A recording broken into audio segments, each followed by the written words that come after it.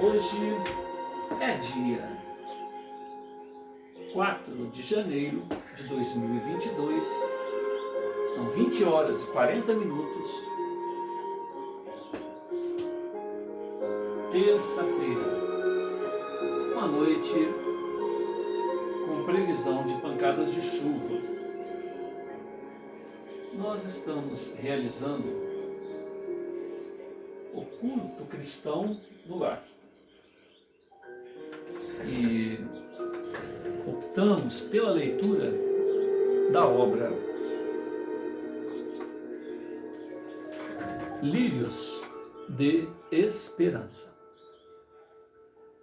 Lírios de Esperança é um romance produzido por Hermance Dufour, psicografia de Vanderlei S. de Oliveira, produzido pela editora Dufour, Educando Corações. É uma obra da série Atitudes de Amor. Uma nota da editora Lírios de Esperança. Conheça a trajetória de ceareiros espíritas que desencarnaram sob o peso das ilusões, mas que encontraram em si a força divina para a reconstrução, recomeço de suas vidas. Motivados pela esperança na conquista dos bens eternos, amparados e devidamente cultivados pelo amor dos amigos espirituais nos jardins celestes da divina providência. Prefaciando a obra, Maria Modesto Cravo diz o seguinte: ao enfocar a história de líderes cristãos tombados no remorso, sob o açoite da negligência com a qual se conduziram durante a vida física, Hermance Dufour abdica da visão derrotista de falência, de queda irremediável, para alertar ao homem carnal, ao homem terreno, sobre quanto lhe compete realizar no clima do sacrifício, da renúncia em favor de si mesmos, quando bafejado pelas benesses da doutrina espírita. Tá aí?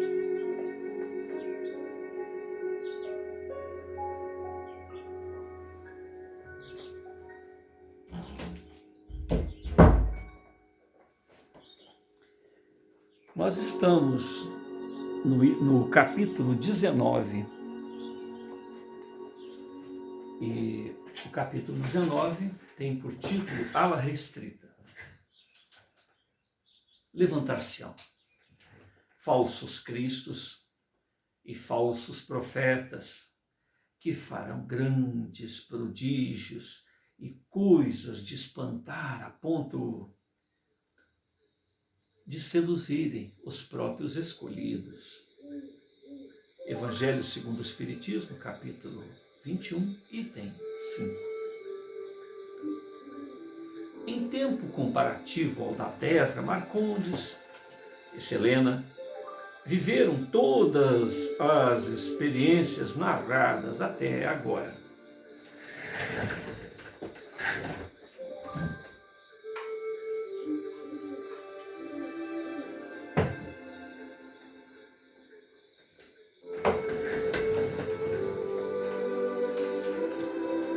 Nós estamos no capítulo 19, ala restrita.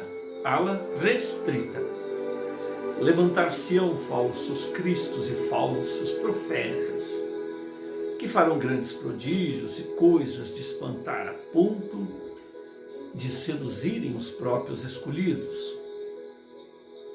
O Evangelho segundo o Espiritismo, capítulo 21, item 5. Em tempo comparativo ao da Terra, Marcondes e Selena viveram todas as experiências narradas até agora, em menos de 2 meses. aprenderam sobre a vida espiritual em algumas semanas, mais do que durante toda a vida física, guardando espontânea alegria na convivência com os seus orientadores. Não apresentavam ainda as mesmas disposições de seus colegas de ala. Apesar de polidos, seus diálogos ainda eram superficiais e nutriam repugnância pelos internos, fato que tentavam ocultar, como se estivessem em local inadequado. Procuravam quem lhes compartilhasse os pontos de vista, como de costume. O dirigente de Goiás e a líder mineira ainda traziam a arrogância, a impetuosidade, maledicência, competição em suas condutas, joio mental, cultivado em décadas de descuido no serviço doutrinário, sob as ilusões do orgulho que refletiam milênios de perdição. Com quantas imperfeições nossos amigos iniciaram o doloroso processo de desilusão. E a busca da realidade. Marcondes começou a avaliar a extensão da sua conduta arrogante em existência recém-finda. Selena passou a interligar a dor da depressão suportável.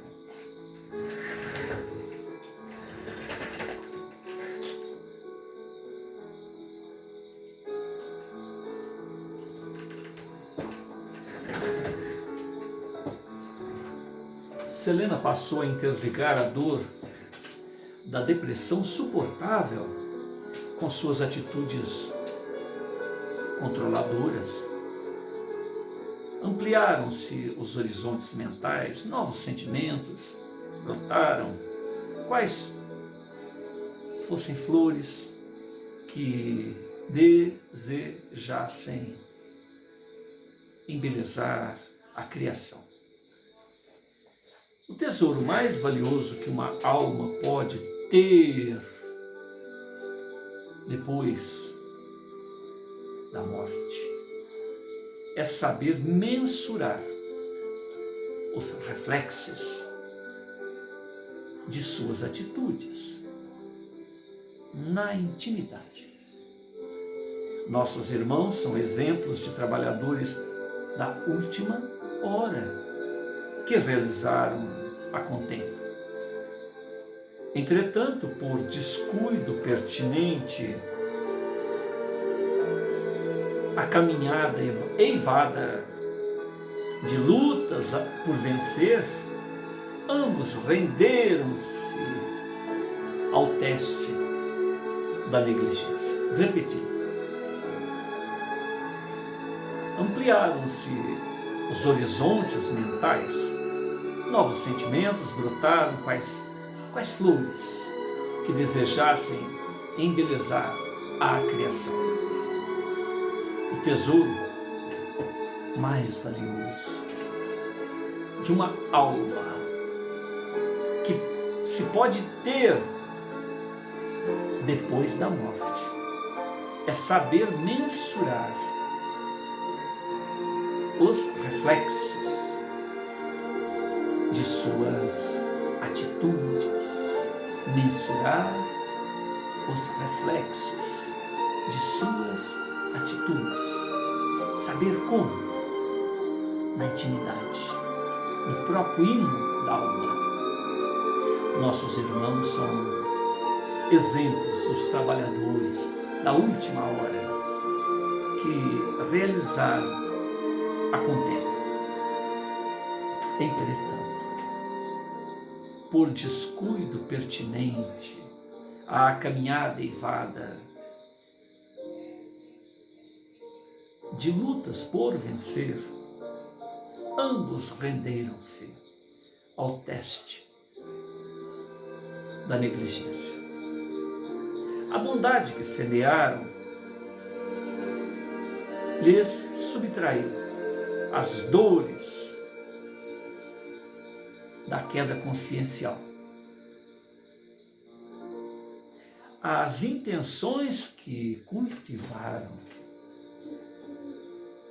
livraram-lhes dos grilhões do inferno. Para o servidor de Jesus, semelhantes vitórias são as expressões claras do dever cumprido. O Senhor da vinha, entretanto, propôs-nos um contributo para além da obrigação. Quem pedir o vestido, dê igualmente a capa. Aquele que quiser 1000 milhas, ande 2000. O que bater em uma face, oferte-lhe a outra. Além da obrigação, espera-nos o sacrifício. Além da justiça, além do dever, espera-nos o amor. Nenhum bem espalhado deixa de abençoar-nos o caminho. Somente o amor aplicado apazigua a alma nas sendas do aperfeiçoamento, iluminando por dentro a criatura. Repetindo, nenhum bem espalhado deixa de abençoar-nos o caminho. Somente o amor aplicado apazigua a alma nas sendas do aperfeiçoamento. Somente realizando, somente o trabalho teremos o refrigério enquanto a melhora está por se fazer. Servir,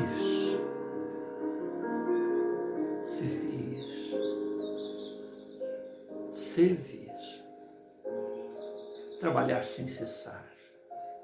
Estas são as indicativas seguras do equilíbrio, indicativa segura da libertação, indicativa segura da paz, paz após a morte. Marcondes e Selena colheram os louros da merecida oportunidade de amparo e orientação. Seus corações, no entanto, sangravam de angústia por experimentarem o mais lastimável efeito da negligência. Isto é, a sensação de tempo perdido, tempo mal aproveitado. As primeiras decepções narradas até agora constituem uma demonstração tácita de que a vida nos devolve a nós próprios, a nós mesmos, depois da morte.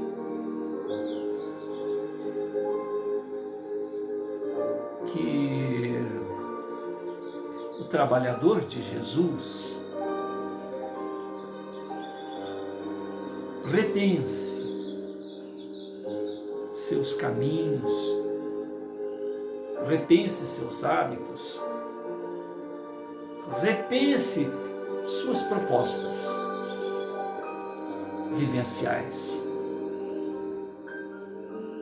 Grande desafio do desapego, da disciplina, para quem deseja realmente seguir o Mestre. Que o trabalhador de Jesus repense seus caminhos, seus hábitos, propostas de vida, propósitos a serem vividos. Grande desafio de desapego, de disciplina, apresenta-se àquele que deseje seguir o Mestre. Não basta evitar o mal, do qual somente agora começamos a nos desvincular. Imprescindível ir além, criar todo o bem possível durante a caminhada. Como instaurar semelhante conduta sem rever nossa parcela pessoal de participação na obra do Cristo? Após esse período de adaptação, nossos dois personagens, começaram uma empreitada moral, mais amplos voos de espiritualização os aguardam no serviço redentor.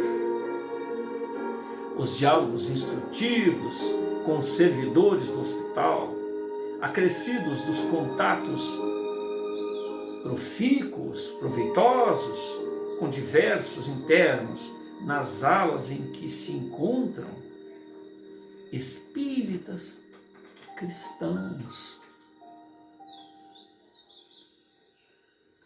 de diversos matizes,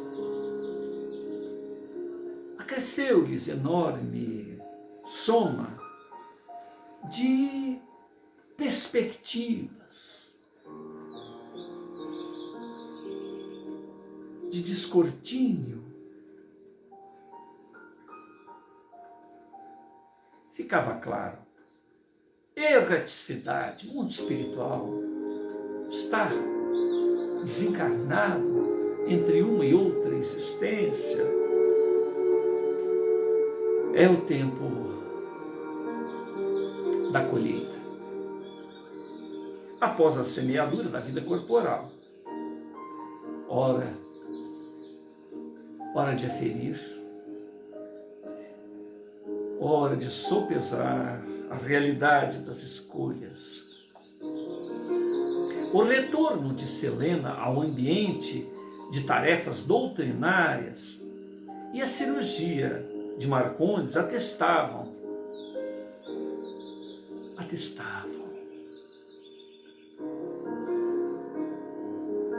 o irretocável resultado de suas atitudes, de suas vivências durante a encarnação. Ambos estavam carentes da misericórdia celestial. Chegava o instante de aprofundarem seus dramas, ampliar a visão sobre os efeitos de sua trajetória naqueles que partilharam suas sendas. Para prevenir maiores dores, a didática do amor prevalece o trabalho edificante como medida insubstituível. Repetir. O retorno de Selena a um ambiente de tarefas doutrinárias e a cirurgia de Marcondes atestavam o irretocável resultado de suas atitudes durante a reencarnação. Ambos estavam carentes de misericórdia do Pai Altíssimo. Chegava o instante de aprofundar os seus dramas, ampliar a visão sobre o efeito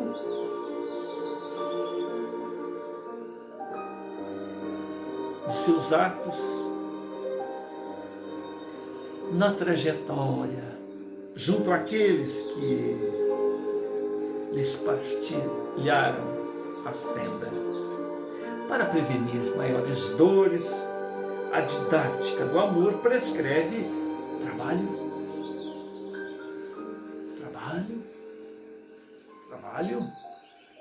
seguir adiante, como medida insubstituível. Nossos amigos foram convidados a conhecer de perto os seguidores de Jesus.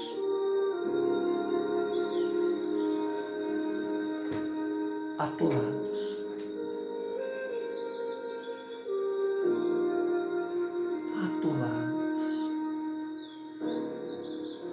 em desvios lamentáveis. Ante a tormenta alheia,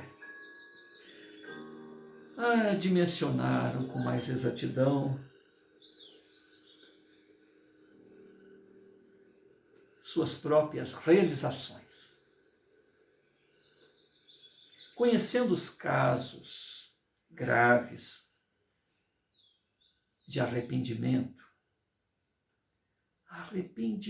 tardio, percebiam mais vastos horizontes acerca da caminhada humana, num aprimoramento incessante de si próprios. Selena foi convidada a passar algumas semanas fora do Hospital Esperança, em magnífico núcleo educativo coordenado pelo Odilon Fernandes, local onde deveria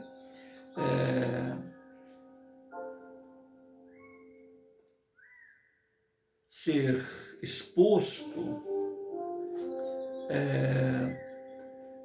um tema muitas das vezes desprezado, principalmente por ela, a mediunidade com Jesus.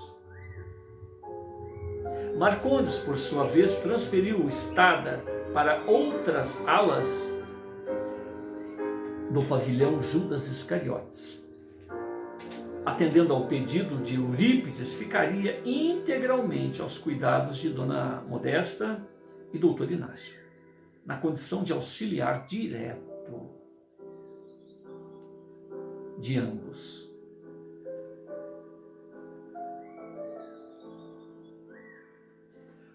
Satisfeito na nova casa, indagou irônico o Doutor Inácio. Satisfeito, nem tanto. Diria, me sinto em casa. Você terá várias razões de sobra para ficar satisfeito. Pode estar certo.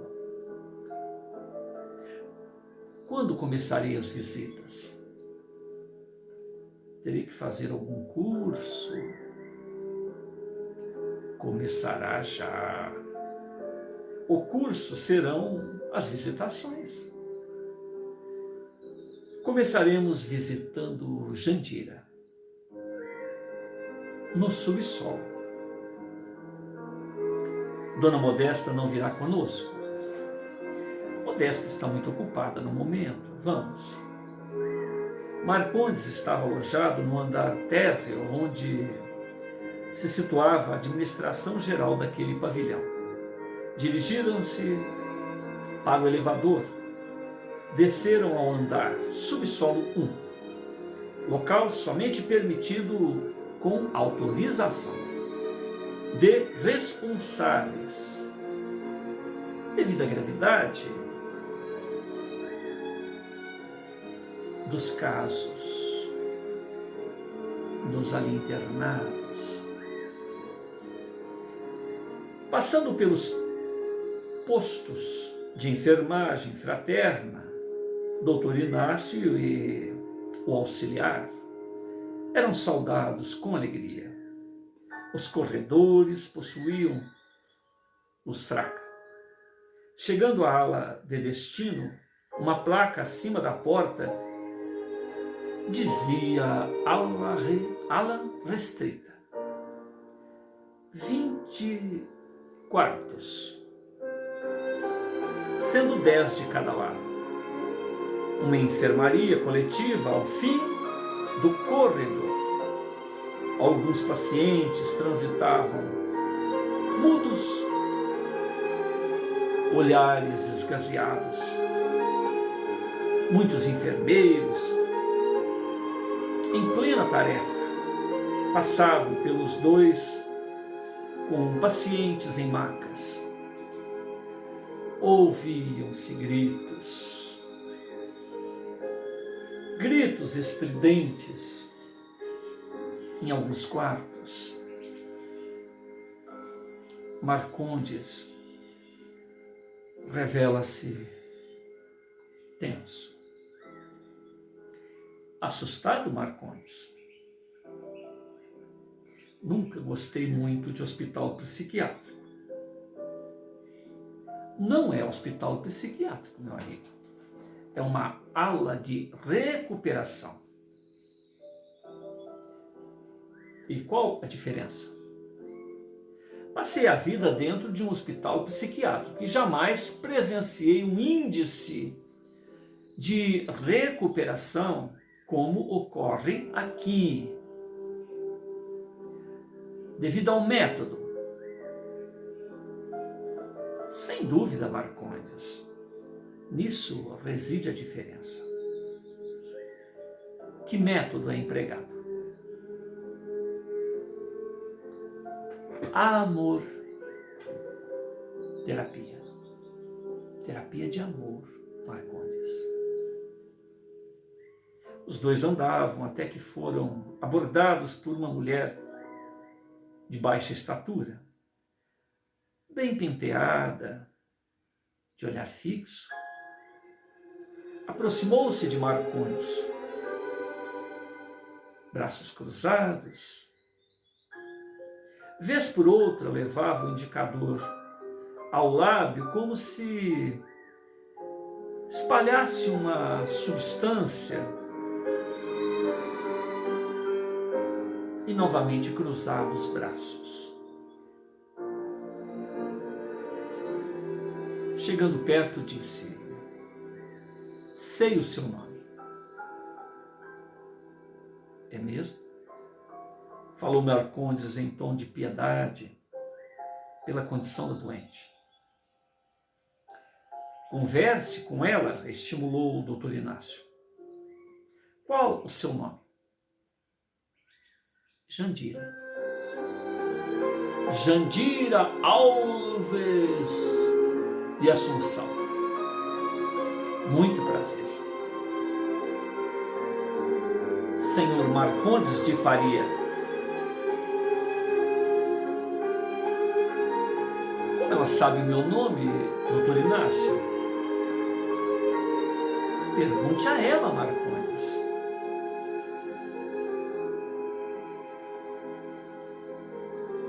Você me conhece de algum lugar, Jandira?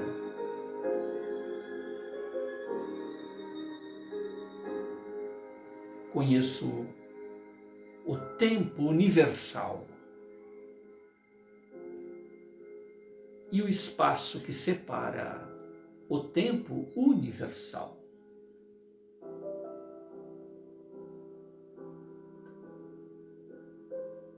Creio não ter entendido. Marcondes interrompeu o doutor Inácio. Fique com ela por alguns minutos. Estarei logo ali.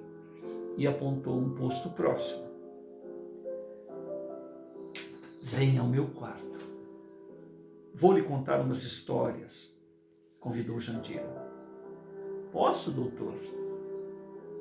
Vá com ela, não tenha receios. O quarto de Jandira era o de número 6. A porta estava aberta. Era indício de que estava em bom dia. A ala confinava doentes em condições severas. E nem todos poderiam ter toda a liberdade desejável. Olhando pela porta para averiguar se ninguém ouviria a conversa, Jandira sussurrou. Falou em voz baixa. Eu leio pensamentos. E preciso adverti-lo do que acontece nesse lugar. Pode falar, afirmou Marcondes. Estive presa nas furnas e descobri coisas absurdas. Bezerra de Menezes e a tal Dona Modesta estão presos lá. Eles são emissários da ilusão. Esses que aparecem aqui, neste hospital, são falsos. São clones. Falou Jandira com ansiedade. Um misto de medo de ser ouvida. Esse lugar é uma réplica da mistificação. Estamos todos sendo enganados pelo demônio. Na verdade, também fui espírita e descobri coisas fantásticas.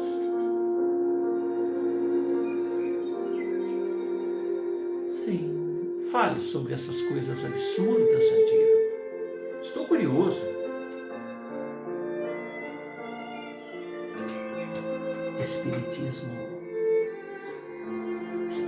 é uma farsa.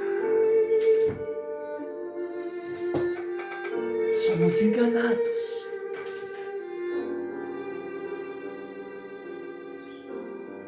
Como? Vejo o Senhor. E agarrou os braços de Marcondes. Se não tinha dúvidas sobre a existência dos espíritos e da mediunidade.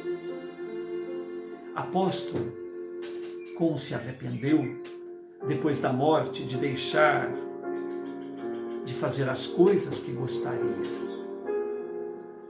Não, a senhora está enganada. Então por que não acreditou nas comunicações de seus médiuns? Como a senhora sabe disso? Está na sua mente, Marcondes. Não adianta esconder. Eu posso ler. Se o senhor acreditasse em problemas depois da morte,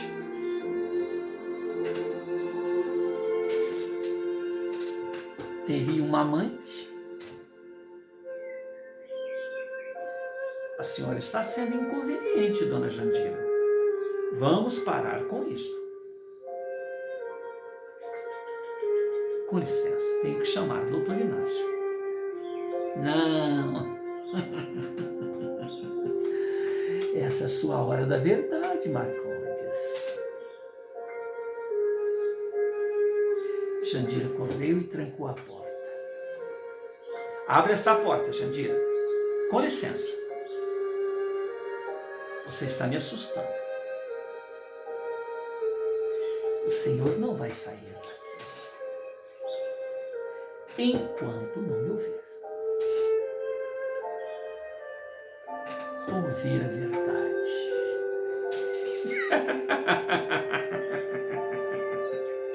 Ouvir a verdade. O que a senhora espera de mim? Que verdade é esta? Salvá-lo da farsa.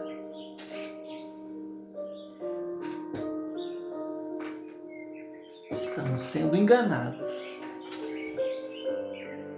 Eurípides é conselheiro de Lúcifer, que se transfigurou e criou esse lugar apenas para nos escravizar.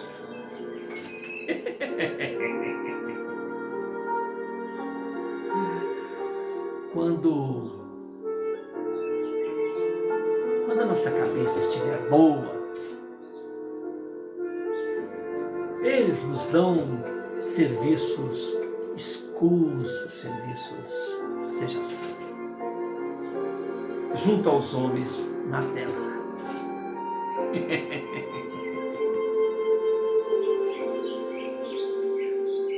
Perdoe-me, dona Jandira, mas a senhora está louca.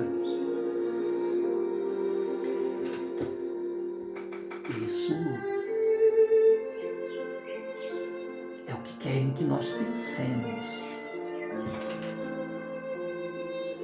Porque o Senhor acha que veio para esta ala.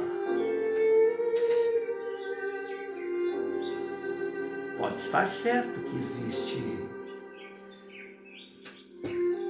um quarto melhor para o Senhor aqui. Aqui fico sabendo de tudo, seu Marcondes. Sei, por exemplo, sobre o caso amoroso de sua esposa. E posso lhe dizer o que quiser.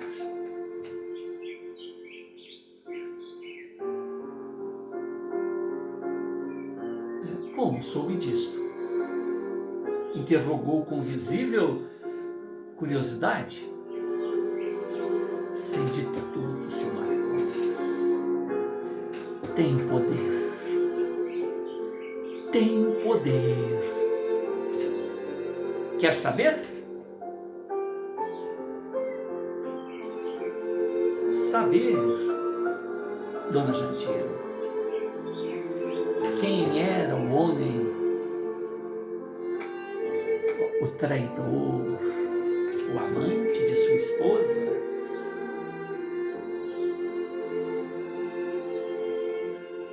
Dessa vez foi Marcondes quem olhou para os lados e, averiguando se ninguém ouvia, fala-me, Jandira, conta-me aquilo que você sabe. Foi José, seu amigo de doutrina.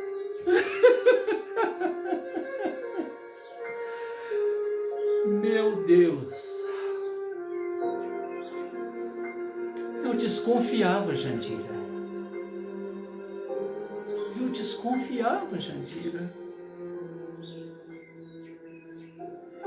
Eu desconfiava.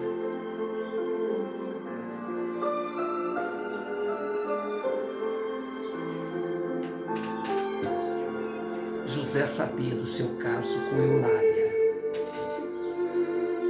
e pensou que você não tinha mais interesse pela esposa. Então se aproximou e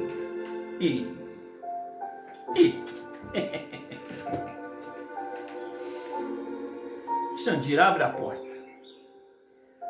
Tenho que sair. Se você não abrir, eu vou pegar a chave da sua mão.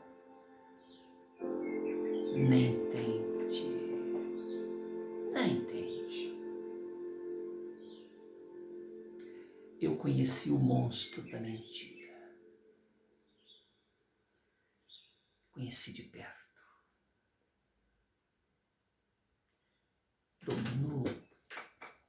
Domino técnicas. O monstro da mentira é horrível. Parece coberto de lodo e fede enxofre. O monstro da mentira é enorme. É assustador.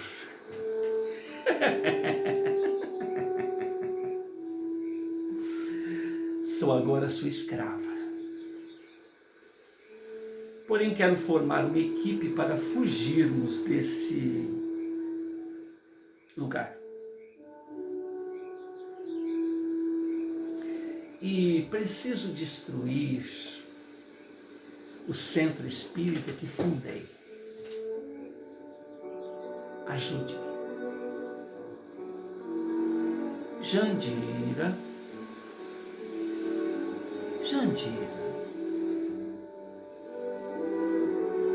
Entrou o doutor Inácio no quarto com a chave sobressalente.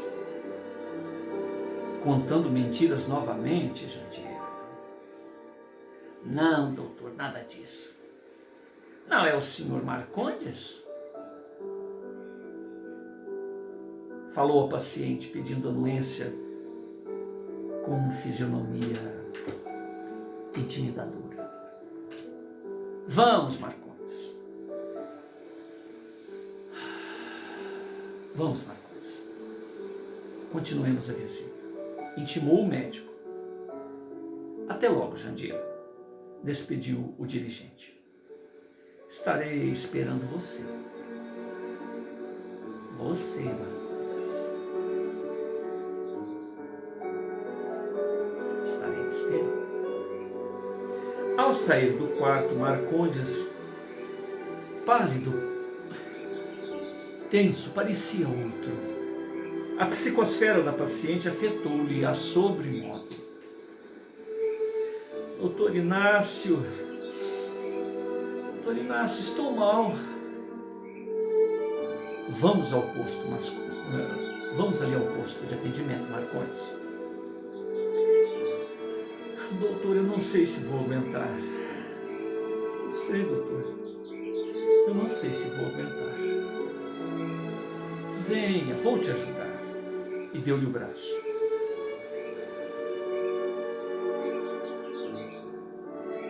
Assentando, perguntou-lhe: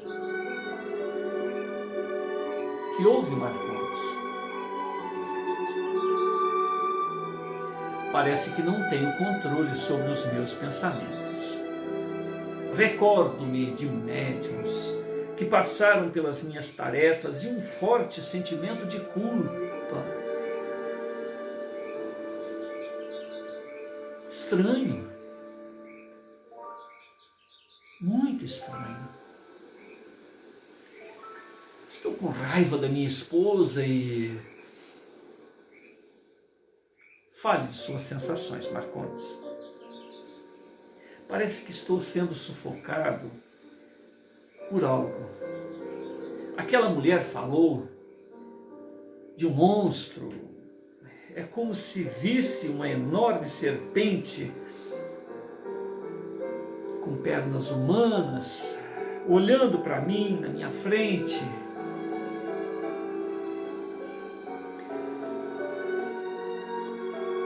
O que está acontecendo, doutor? Está tão forte que escuto dizendo-me algo.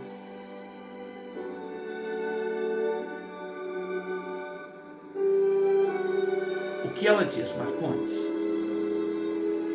Sou a rainha da verdade. Sou a rainha da verdade.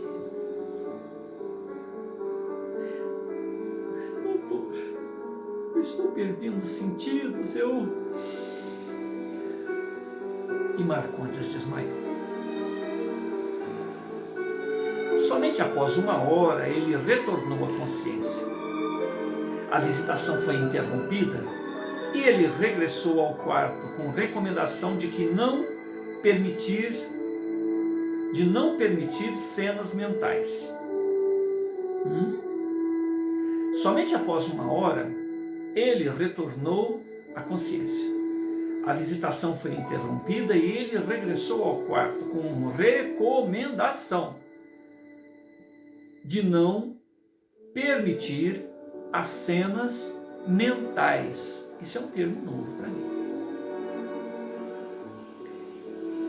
Na manhã do dia seguinte, Dr. Inácio foi chamado ao quarto de Marcondes. Ele recusava alimento e não queria se levantar.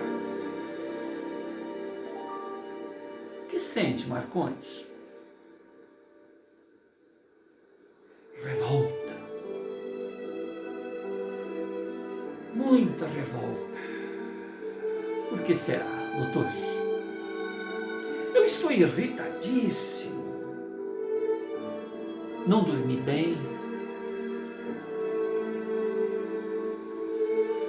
O que lhe aconteceu ao longo da noite? Não sei o que aconteceu. Acordei revoltado. Revolta em relação a quê? Ah, doutor, depois que conversei com aquela mulher, o que ocorreu? Passei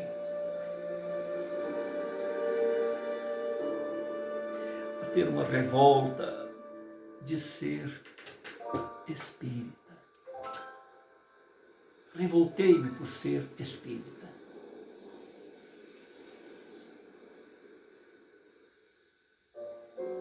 Ou de ser quem você realmente é.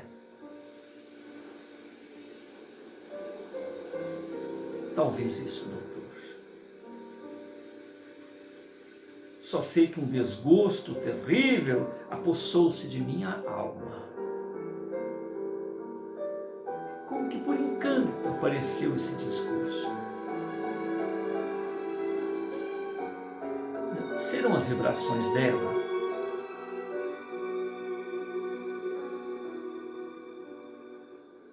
Talvez Marcondes esteja ouvindo o que você não gostaria de ouvir.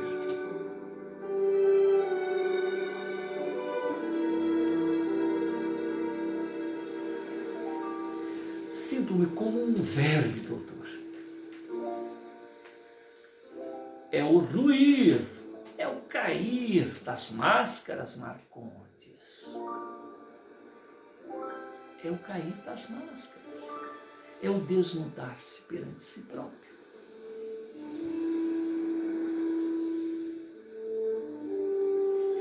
Tenho revolta, inclusive, de acreditar. Acreditar, Marcondes. Acreditar que valeu a pena ser espírita.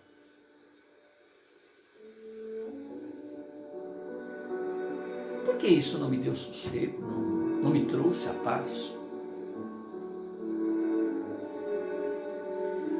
É o lado oculto que está a surgir, Marcondes, decorrente do cair das máscaras, do desnudar-se perante si próprio. Onde, doutora, misericórdia tão pregada? Nesta casa? Marcondes, o Pai ama a todos indistintamente. Apesar disso, veja a terra. Veja a terra como se encontra. Cansaço, dor, doenças. É a lei. Aqui estamos ungidos, amparados, incondicionalmente. Todavia, a mesma lei também estimula que respondamos, colhamos o que já temos condições de suportar.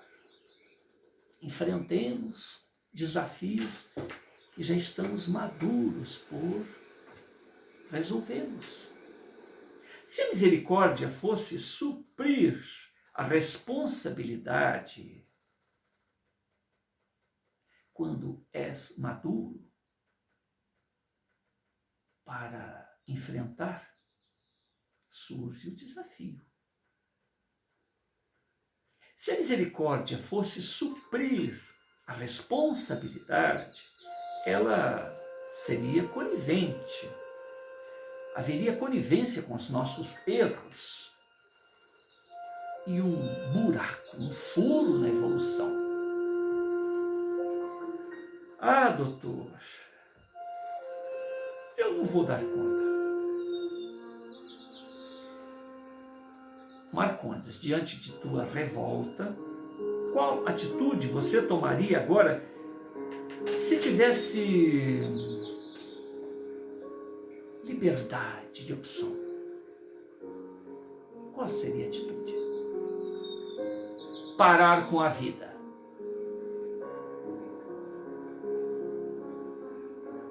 Sair correndo daqui. Sair correndo para um lugar onde nem sei onde é. Desistir.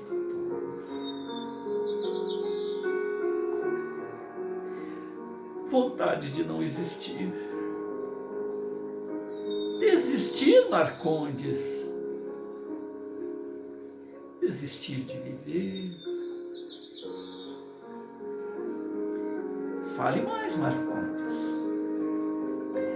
Fale das pessoas. Gostaria, por exemplo, que o Senhor não existisse. Que esse hospital nunca tivesse sido criado. Gostaria de chamar Jesus Cristo e dar-lhe uma bofetada. Sem piedade. Se pudesse, eu pregaria na cruz novamente. Com muito ódio. Fiz muito, doutor. Eu fiz muito. E de repente, a sensação que me assalta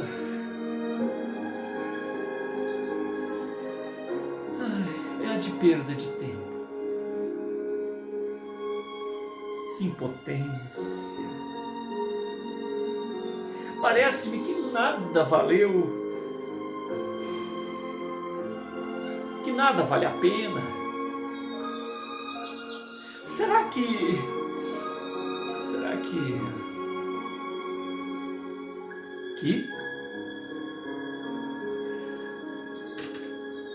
estou deprimido? Por que estou assim, doutor? Quanta surpresa, quanto sofrimento ainda me espera. Você está perdendo o piso, meu amigo.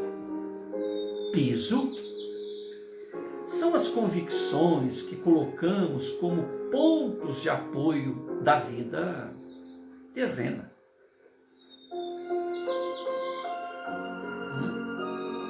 São as convicções que colocamos como pontos de apoio da vida terrena. Boias psicológicas de segurança estão se afundando. Aqui é a pátria da verdade, a vida imortal. Emergem os medos, borbulham as dúvidas,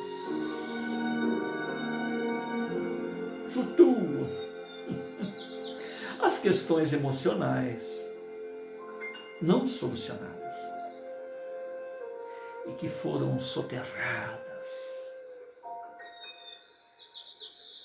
sob peso de mentiras que escolhemos para serem as nossas verdades. repetindo. Será que estou deprimido? Por que estou assim, doutor? Quanta surpresa, quanto sofrimento ainda me aguarda. Você está perdendo o piso, você está perdendo o chão, Marcondes. Piso são as convicções que colocamos como pontos de referência na vida terrena que estão ruindo, Marcondes. Boias psicológicas de segurança que afundam. Emergem medos, dúvidas, questões emocionais não solucionadas, que foram soterradas sob o peso das mentiras que escolhemos por serem as nossas verdades. Mentiras que escolhemos para que sejam as nossas verdades. Estarei revoltado comigo mesmo? Revolta, Marcondes, é um estágio em que estacionam, revolta, é estacionar para os arrogantes que percebem sua impotência, Marcondes. É o constatar da impotência a ruir as verdades, as mentiras que escolhemos para serem nossas verdades. Como, doutor? Por detrás da arrogância, na maioria dos casos, esconde-se um revoltado. Alguém que não aceitou os alvitres, as determinações, o fulcro da verdade. Por trás da arrogância, na maioria dos casos, esconde-se um revoltado. Alguém que não aceitou os alvitres da realidade.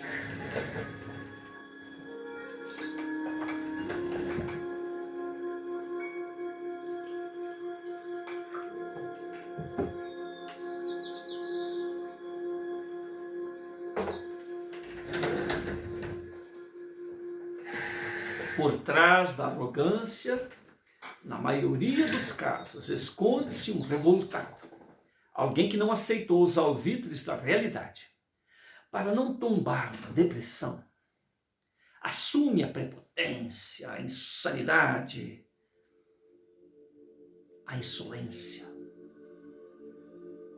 No fundo, doutor, minha revolta tem um pouco de medo.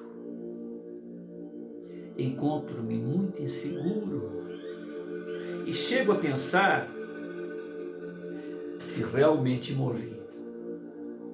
Ou se tudo que acontece aqui não seria uma hipnose. Marcondes, muitos passam por esse drama mental. Eu mesmo já experimentei semelhante loucura passageira nesta casa.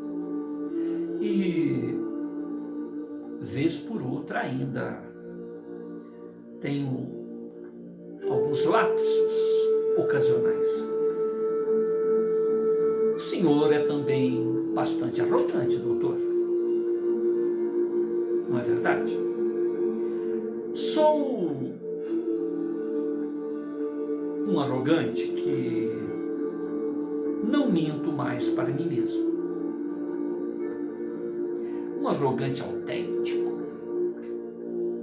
leal para comigo mesmo. Há uma boa diferença entre nós nesse sentido.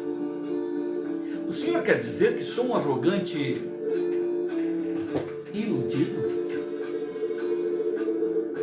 Ambos somos arrogantes. Não custa confirmar a sua tese. E qual a definição que teria para o meu tipo de arrogância?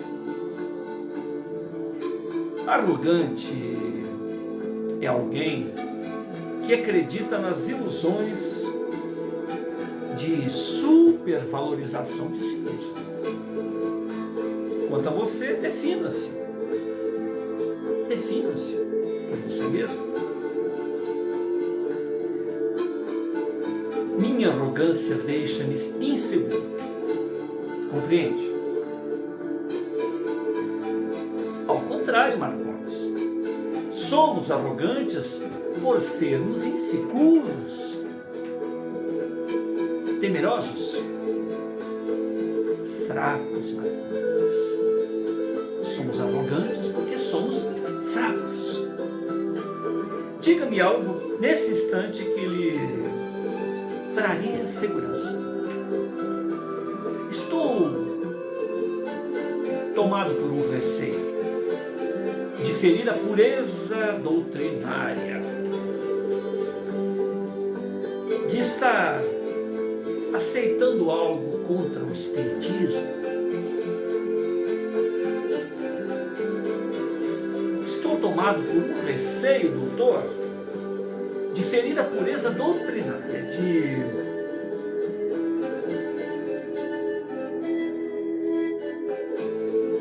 estar aceitando algo contra o espiritismo.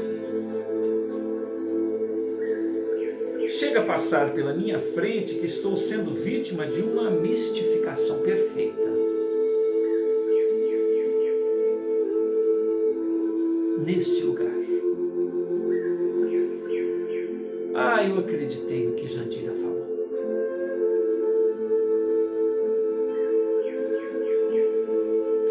É assim mesmo, Marcondes. Este é o reflexo inevitável das sementes que cultivamos no canteiro da vida mental, enquanto no corpo. No meu caso, foi bem pior, Marcondes. Já desencarnado, sonhei durante anos com o cigarro. Tinha sonhos em que colocava os pés sobre a minha mesa no sanatório e baforava prazerosamente. Era um cigarro enorme. E quando recobrava a lucidez do sono, era tomado por uma crise terrível de irritação, e chegava a me alucinar. Nessas crises, perdi a crença de tudo, Marcondes.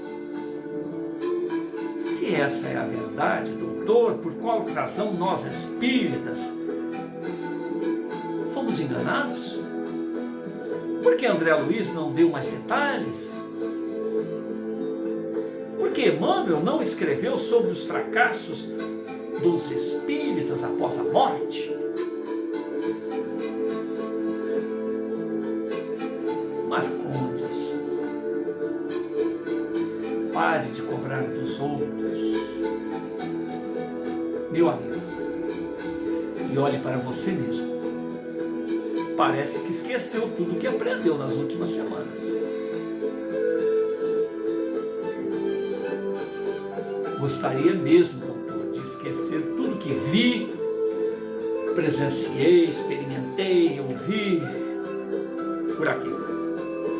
Se puder, quero voltar à fraqueza.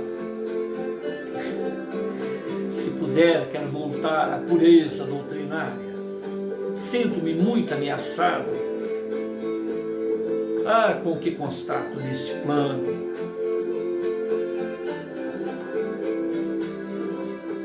Marcondes, só há uma solução.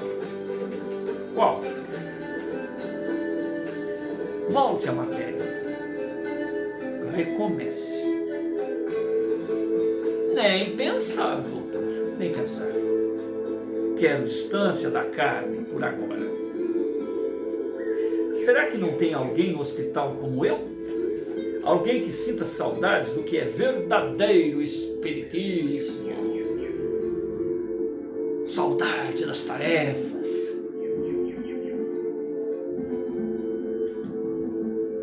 Marcondes, para a sua decepção, o que você vive aqui agora é a verdade. Estás na pátria da verdade, Marcondes. E você já sabe disso. Não aceito. Não aceito, doutor Inácio. Então se deprima. Essa é a saída para quem se revolta com o que é, se revolta com a verdade. Deprima-se. Eu só desejava a pureza do espiritismo. Por que tem que ser diferente aqui, neste plano?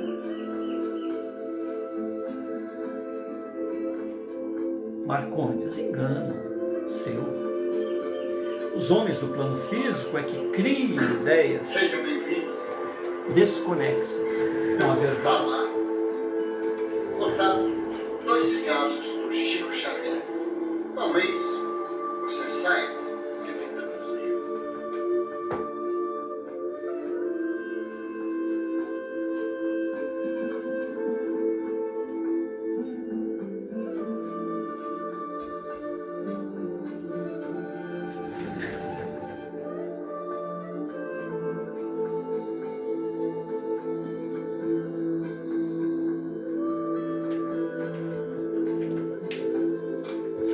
Marcondes, para a sua decepção, o que você está vivendo aqui agora é a verdade. Estás na pátria da verdade. E você já sabe disso. Não aceito. Só desejo a pureza do espiritismo. Por que é que tem que ser diferente aqui neste plano?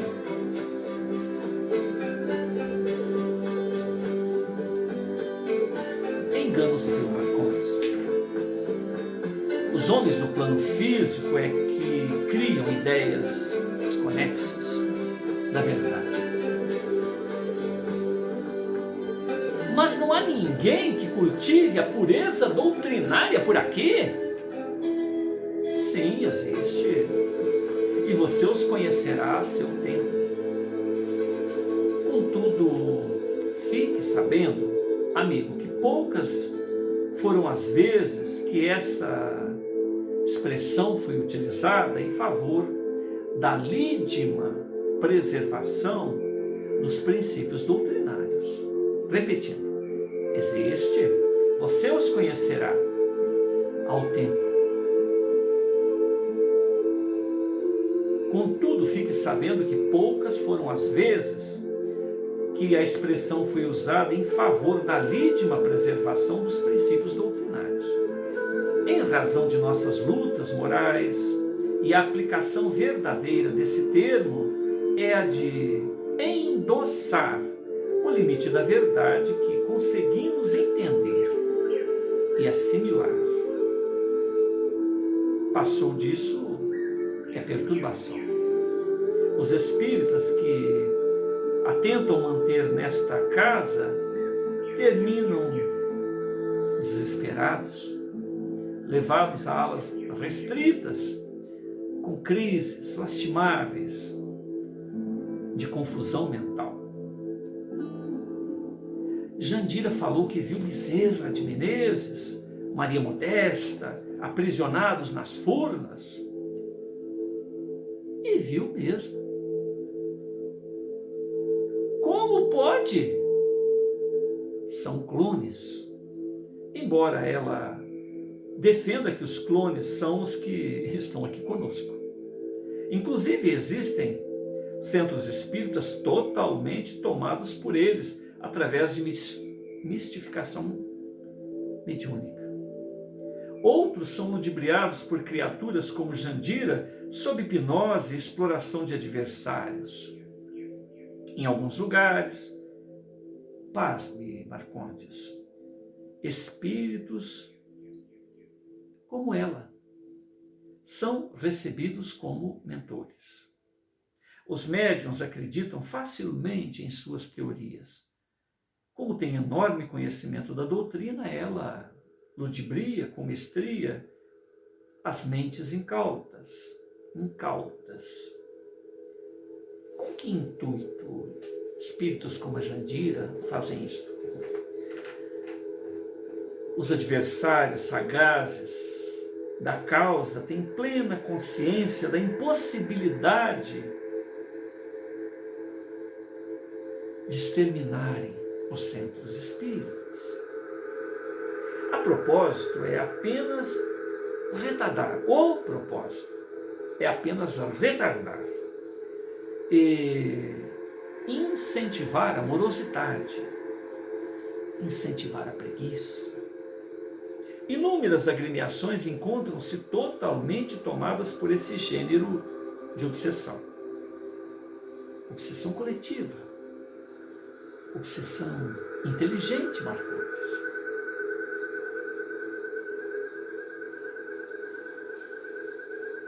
Ai. Doutor, qual a história desta mulher? Meu Deus! Jandira tem uma história complicada. Tudo começou com uma mentira. Auxiliada e orientada em uma casa espírita, começou a frequentá-la. Em pouco tempo foi orientada mediunicamente para uma missão de fundar um centro espírita. E assim o fez com muita luta, com muito trabalho, com muito esforço. Depois de anos em atividade, sucumbiu ao peso terrível de uma obsessão que a levou ao suicídio. Ninguém descobriu tratar-se de um suicídio. Jogou o próprio veículo em um declive acentuado. Todos supuseram que foi um acidente.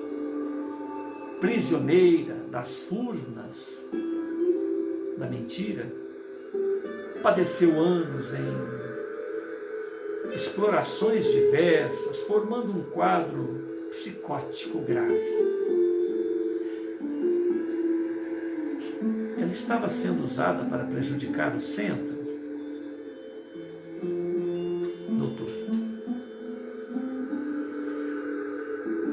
Os amigos encarnados a tomaram como benfeitora em razão de haver fundado aquela entidade. Pela mente, chamavam-na, veneravam-a e a veneravam. Pela mente a chamavam e a veneravam. Ninguém, porém, conhecia-lhe os dramas íntimos e menos ainda a trajetória de suas responsabilidades imputadas a quem não tinha condições de exercê-las com equilíbrio. Grandes responsabilidades em ombros frágeis. Essa é uma velha técnica para a desmoralização pública da doutrina. Após o desencarne, ela era portadora de propósitos sinistros para derrocada total do centro. Caso conseguisse, seria promovida na hierarquia das sombras. Santo Pai! E quem a resgatou? Dona Modesta, a pedido de Eurípides. Ela foi resgatada dentro do próprio centro espírita, que fundou, em uma noite de descuido de seus manipuladores das sombras. Porque Eurípides se interessaria por uma pessoa falida como espírita? Porque a misericórdia tem como mãe a compaixão. Jandira é um exemplo do lírio no charco, um enorme potencial usado pelas furnas do mal. Essa alma traz sobre os ombros o peso de ser um expoente da história da França revolucionária. Uma caluniadora dos girondinos. Jandira, quando resgatada, já governava 3 casas espíritas com as suas mentiras, sob o jugo de uma das mais doentias falanges da maldade na erraticidade, o vale da mentira. Por que Eurípides se interessaria por uma pessoa assim falida como espírita? Marcondes, porque a misericórdia tem por mãe a compaixão. Jandira é um exemplo do lírio no charco, um enorme potencial usado pelas furnas do mal. Essa alma traz sobre os ombros o peso de ser um expoente da história na França revolucionária, uma caluniadora dos girondinos. Jandira, quando resgatada, já governava, entre aspas, 3 casas espíritas com as suas mentiras, sob o jugo de uma das mais doentias falanges da maldade. Aqui na erraticidade, o vale da mentira.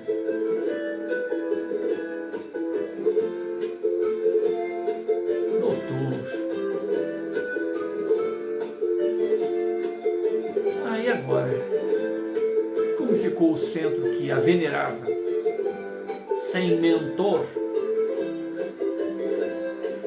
Jandira era usada pelas sombras, embora fossem autênticas suas comunicações através dos médiuns da casa. Ela articulou sob hipnose uma tremenda armadilha com ideias, orientações inteligentes, todavia infundadas. Agora que se retirou e depois de feito uma limpeza na área, as coisas vão se encaixando,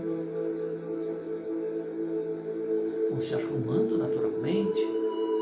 Saída a perturbadora, a coisa só tem que melhorar, Marcondes. Limpeza na área é o termo que usamos quando referimos à remoção das causas da obsessão. Conseguiram então retirar os espíritos que a usavam e também o grupo. É isto. Marcondes, conseguimos remover os mantenedores da situação no plano físico. Quer dizer que o problema vinha do plano material para cá? Quase sempre é assim, Marcondes. Os adversários dão o empurrão inicial e a ribanceira cabe por nossa conta, cabe por conta dos encarnados. Como vocês resolveram essa história? Separando pessoas, Marcondes. Não sabia que em alguns casos torna-se a única solução? Jamais imaginei os mentores separando pessoas. A proposta espírita é a união. Contudo, Marcondes, diante desse quadro delicado, em muitos casos, somos constrangidos a usar de acordo com as sombras, de acordos com as sombras.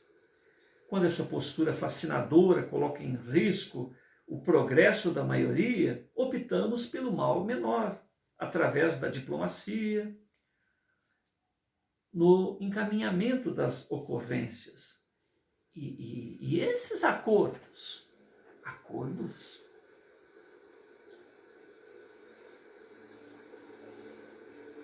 esses negócios, entre aspas, entre outras medidas, incluem o afastamento de pessoas nas mais diversas posturas. Cada caso é um caso. Doutor Inácio, minha cabeça vai explodir. Creio que desencarnei fora do tempo. Não pode ser. Não pode ser. Meu Deus. É assim que as coisas são por aqui? Preciso de um fôlego. Preciso de um fôlego, doutor. Quanto mais sei sobre a vida espiritual, mais me sinto falido, impotente, vazio. Já que o Senhor me mentoreia, responda-me pelo amor de Deus. Será que valeu a pena ser espírita? Volto à questão. É a trajetória de todos nós quando não fizemos tanto quanto podíamos, Marcondes. A propósito, você me chamou de mentor? Foi o que eu disse, doutor. Não venha me dizer que... Digo sim. Não se lembra de uma conversa que já tivemos? Aquela do bom capeta? Lembro-me. Pois então, chame-me do que quiser, menos de mentor. Neste hospital, o mentor é Jesus Cristo.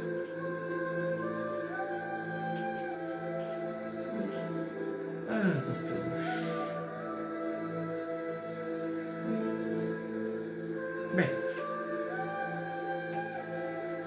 Bem, tudo bem. Como Jandira sabe tanto a meu respeito? Jandira é médium dotada de forças excepcionais. Os gênios da perversidade sabiam disso. Ela tinha fortes laços com a conduta da mentira. Foi enganada durante quase toda a sua existência carnal. Por conta dessa criatura, uma nação inteira sofreu com as mentiras, vindo ao suicídio pela primeira vez no século XVI, na corte francesa.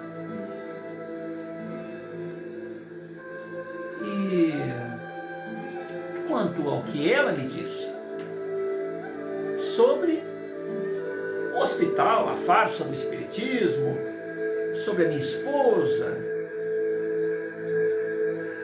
sabia que perguntaria, Marcondes. É verdade, doutor? Um paradoxo, Marcondes. De uma boca tão afeita a mentiras, Deus faz surgir uma verdade. Então é verdade. Então é verdade, doutor. Em parte. Esse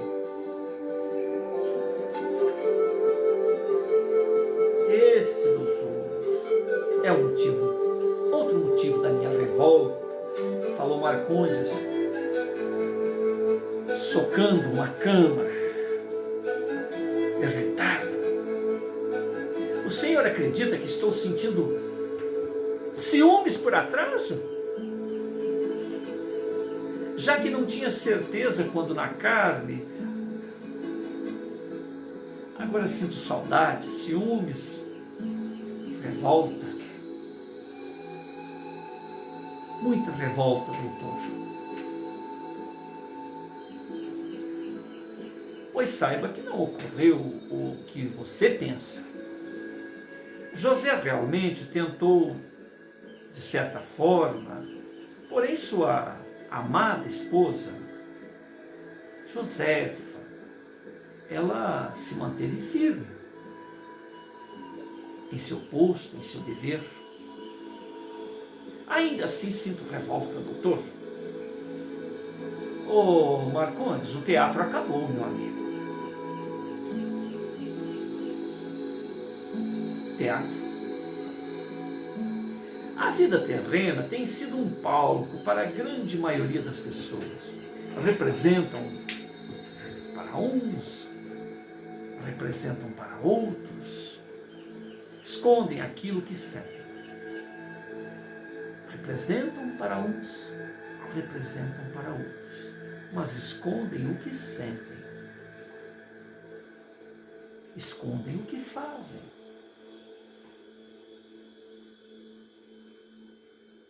O Senhor está me chamando de tolo, bobão.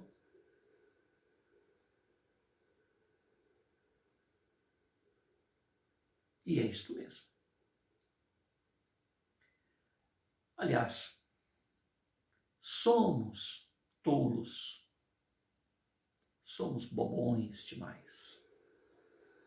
Que definição melhor pode receber quem diz acreditar em uma vida após a morte? E fica teatralizando a reencarnação. Vive no teatro e sabe da própria imortalidade. Teatraliza perante a vida social. De uns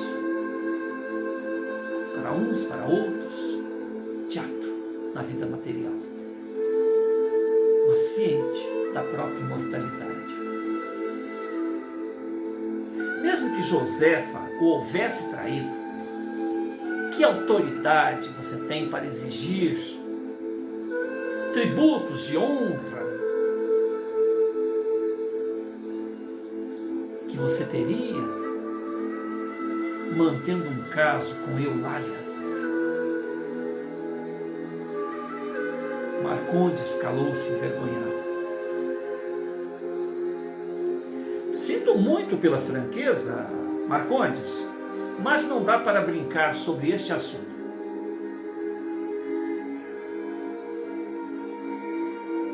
Prefiro vê-lo brincando, doutor. Eu também me prefiro assim. Digamos que hoje estou tão deprimido quanto você. Estou falando as verdades. E começou a brincar em seguida. Estou falando sério, Marcondes. Também tenho minhas crises. Ah, pela sua desgraça, estamos os dois na tristeza neste dia. O melhor que podemos fazer é orar, respirar os ares dos jardins. Levante desta cama. Vamos sair daqui antes que internem a nós dois em alas restritas. Marcondes levantou-se do leito, trocou as vestes, fez o asseio e saíram. Ele e o doutor Inácio, nos jardins do hospital. O movimento era grande naquela manhã. O astro-rei tinha seus raios focados sobre a sublime obra de Eurípides. Após atravessar algumas quadras, os dois amigos pararam na praça dos lírios, local preferido por Eurípides, uma bela praça arborizada, limpa. Assentaram-se em bancos confortáveis, reiniciando o diálogo. Venho aqui sempre que tenho saudades da terra e fico pensando que deveria ter perdido mais tempo por lá. Pois de mim só penso o contrário, doutor. O senhor trabalhou muito, doutor Inácio, a vida inteira, cuidando de loucos. Acho que enlouqueci.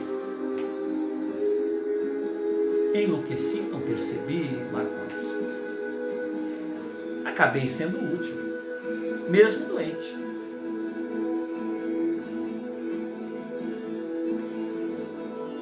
Doutor Inácio, às vezes tenho raiva de suas colocações. Uma tremenda raiva. Mas tenho que confessar que nunca ninguém conseguiu entrar tão profundamente na minha alma. Eu lhe sou grato, doutor, meu amigo. E pegou nas mãos do doutor Inácio, reconhecido. Marcondes, esteja certo que ainda pretendo lhe causar muita raiva.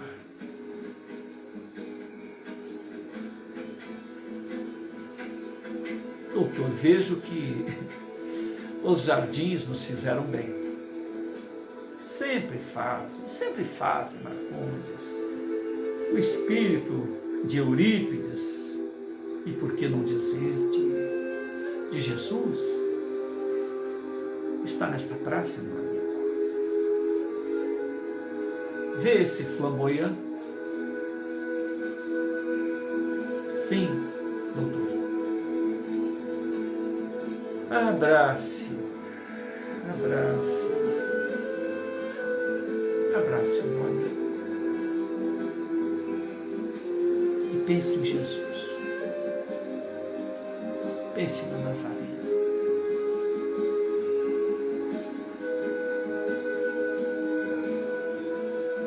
Marcondes seguiu instintivamente a ordem. Abraçou a árvore e fechou os olhos. Uma doce paz invadiu-lhe o coração.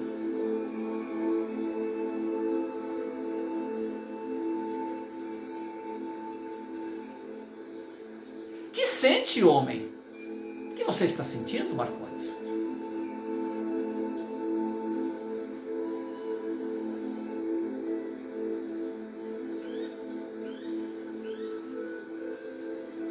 A revolta passou.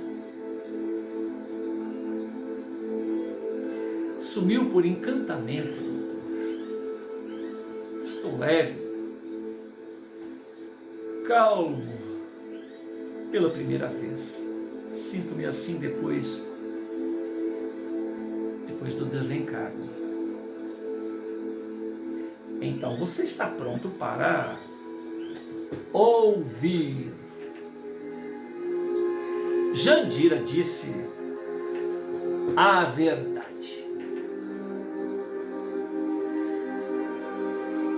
Ela foi aprisionada no vale da mentira e viu o monstro.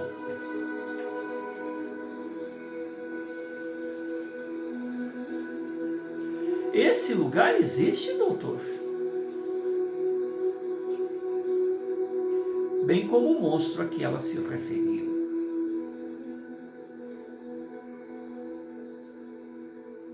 Aquela mesma imagem que eu vi, bem parecida. A falange da mentira cresce assustadoramente. Na humanidade, os seus tentáculos de domínio, manipulação. Hoje, a grande tática desta falange é contar contar a verdade. Já que a vida de todos nós, em algum aspecto, tornou-se uma mentira, contar a verdade significa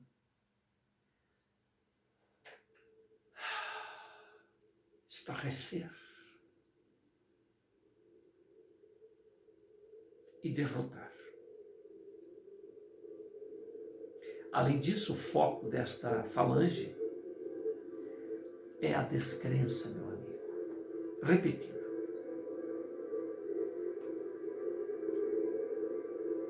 Vejo que os jardins nos fizeram bem, doutor.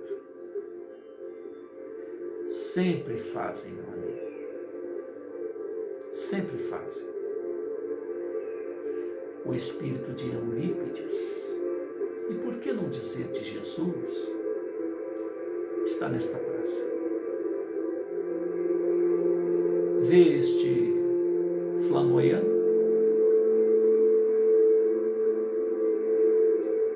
Sim, doutor. Sim. Abrace, meu amigo. Abrace e pense em Jesus. Marcondes seguiu instintivamente a ordem, abraçou a árvore, fechou os olhos e se entregou.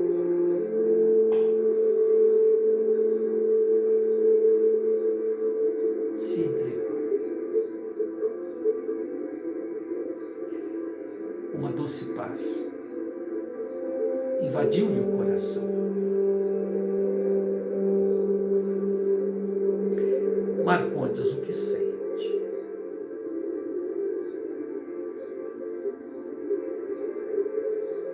Marcondes? Responda, homem, o que sente?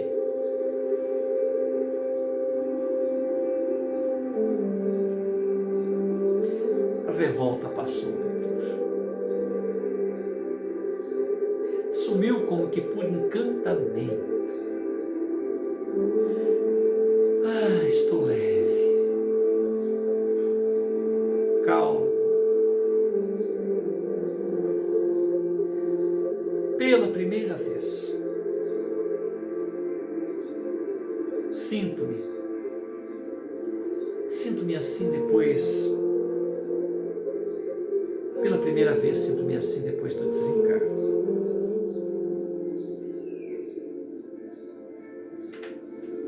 Então você está pronto para ouvir, meu amigo. Jandira disse a verdade. Ela foi prisioneira no Vale da Mentira e viu o monstro.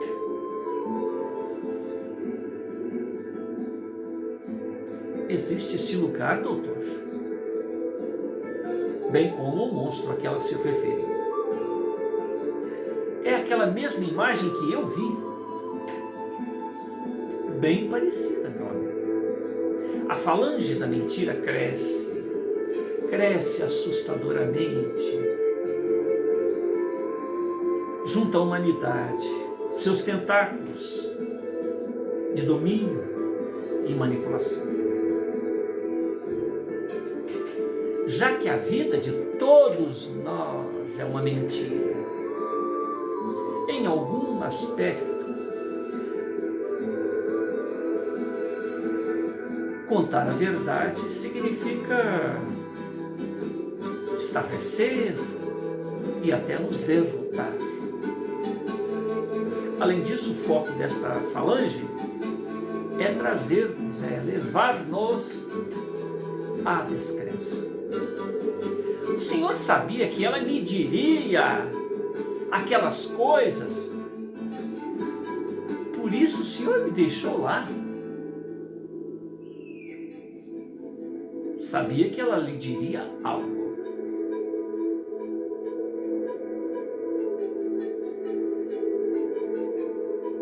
Por que não disse o Senhor mesmo?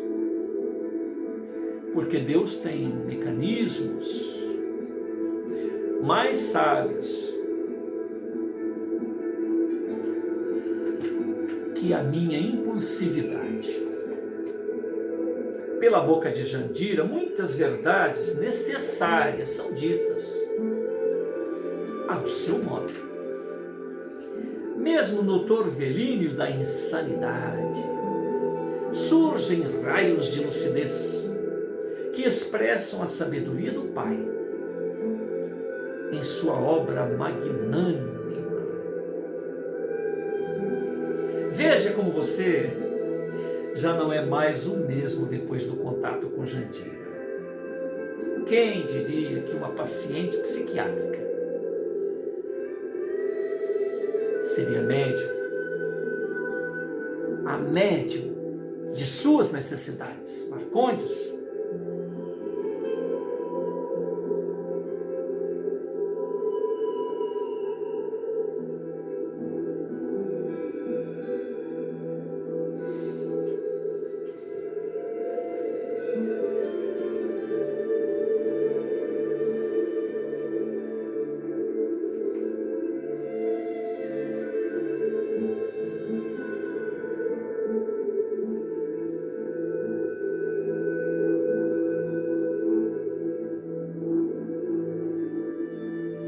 repetindo, aquela mesma é a imagem que eu vi, o tal monstro, bem parecida. A falange da mentira cresce assustadoramente. Na humanidade tem seus tentáculos de domínio e manipulação. Hoje a grande tática desta falange é contar a verdade. Já que a vida de todos nós, em algum aspecto, tornou-se mentira. Contar a verdade significa estarrecer e derrotar. Além disso, o foco desta falange é a descrença, é a derrocada, é a estagnação, é o desânimo. O senhor sabia que Jandira me diria aquelas coisas e por isso me deixou lá? Por que o senhor próprio não me disse? Porque Deus tem mecanismos mais sábios que a minha impulsividade. Pela boca de Jandira, muitas verdades necessárias são ditas ao seu modo. Mesmo no torvelinho da insanidade, surgem raios de lucidez que expressam a sabedoria do Pai em sua obra magnânima. Veja você não ser mais o mesmo depois do contato com Jandira. Quem diria que uma paciente psiquiátrica seria médium para as suas necessidades, Marcondes? É verdade, doutor. É verdade. Magnífico. Um médium equilibrado lhe diria o mesmo. De outra maneira,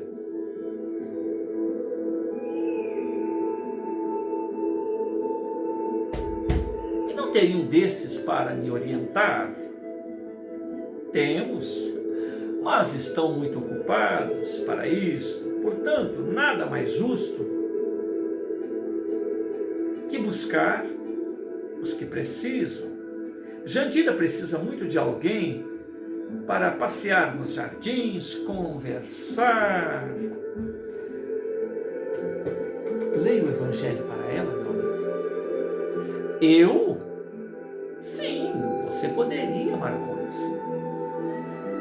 A pergunta é: você quer passear com Jandira nos jardins? Sugerir-lhe abraçar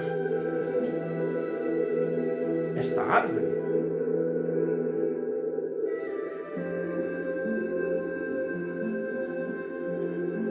Tenho medo, doutor. Tenho medo.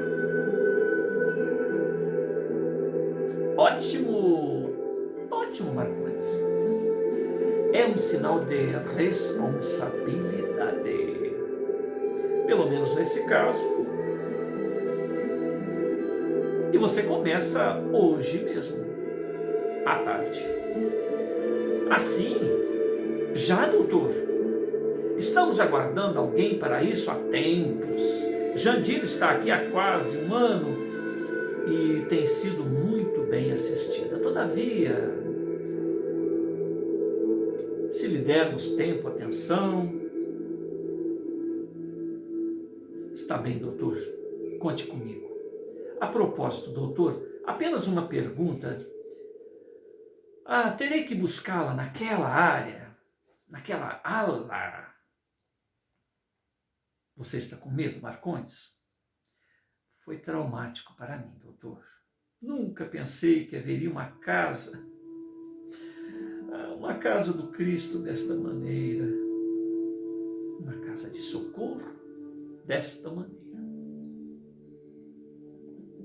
Arrumarei alguém para trazê-la até você. Estou muito disposto, doutor. Excelente, Marcondes.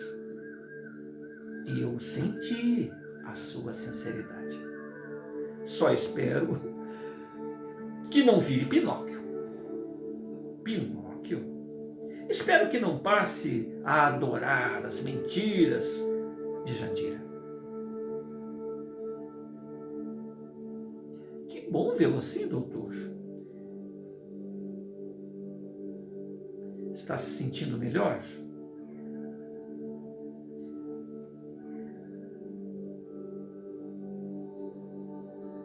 Vamos ao labor, Marcondes.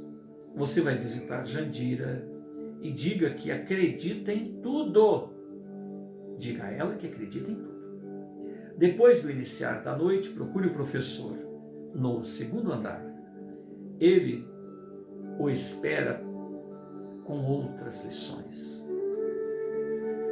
Felicita-me, Marcondes, vê-lo em novo humor.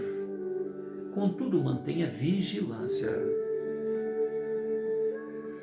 para com as suas emoções, meu amigo. Você está de novo humor, mas vigilância para com as suas emoções. Está bem, doutor? Muito grato. Atenderei a sua recomendação. Farei isso. Inicia-se agora a página 211, o capítulo 20, o segundo andar. E faremos esta leitura no próximo culto cristão no lar. Amado Jesus, agradecemos por essa dádiva, por essas lições inovadoras para a nossa alma, por estas emoções surpresas,